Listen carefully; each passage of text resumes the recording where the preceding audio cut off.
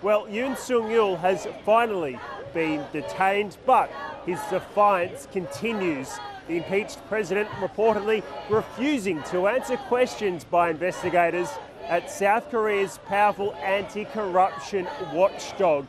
And as you can see here, he still has plenty of supporters who are vowing to fight for President Yoon until the very end. It was a long night in Seoul's freezing weather. These protesters believe there is a witch hunt against Yoon and that those pursuing their president are communist sympathisers. The people who are against President Yoon are mostly communists. The people on the other side, gathered here, are freedom-loving people for democracy. There are people and organisations conspiring against Yoon, for sure. Stop!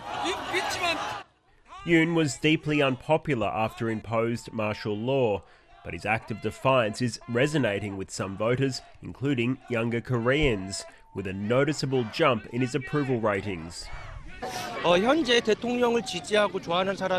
There are more people who support President Yoon, especially younger people in their 20s and 30s. The shy guys are now rising up and identifying themselves.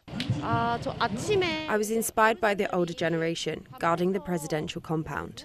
Now, separate to this investigation is, of course, the Constitutional Court, which is going to determine whether or not to uphold Yoon Sung-yeol's impeachment. Now, it's about to have its second and more substantive hearing.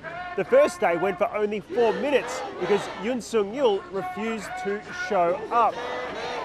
Now, the Constitutional Court, though, is determined that these hearings will go ahead with or without Yoon Sung-yeol's cooperation. The whole process should last around 2 or 3 months before we get a final determination about whether Yoon Sung-yeol is out of office.